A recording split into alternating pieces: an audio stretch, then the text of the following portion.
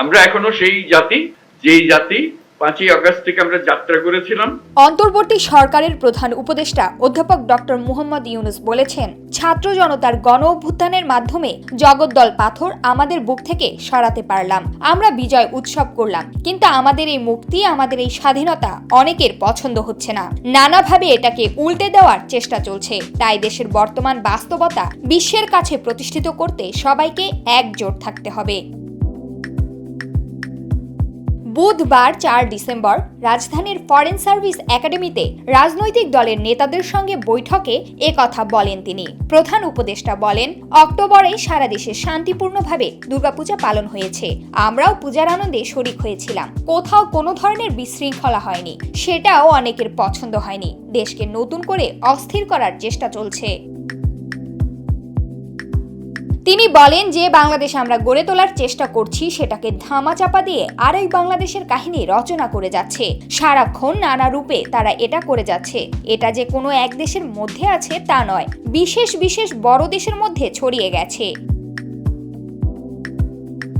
আমাদের এই অভ্যুত্থান যাদের পছন্দ হয়নি তারা এটাকে মুছে দিতে চায়, এটাকে নতুন ভঙ্গিতে দুনিয়ার সামনে পেশ করতে চায়।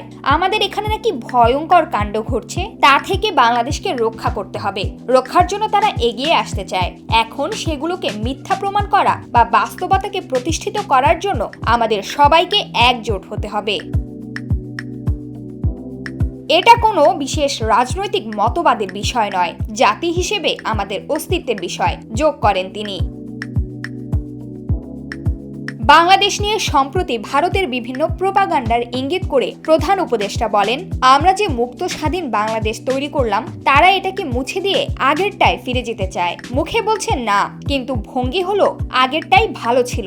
তাদের শক্তি এত বেশি যে তারা মানুষকে এর ভেতরে ফেরাতে পারছে। তাদের কল্পকাহিনীর কারণে মানুষ সন্দেহ প্রকাশ করছে যে এটা কি ধরনের সরকার হলো।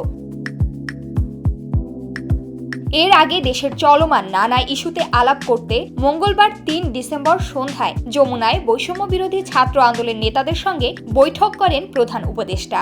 আগামীকাল বৃহস্পতিবার প্রধান উপদেষ্টা ধর্মীয় সম্প্রদায়ের নেতাদের সঙ্গে বৈঠক করবেন বলে জানা গেছে। প্রমাকান্তা কোয়েল, বার্তা 24।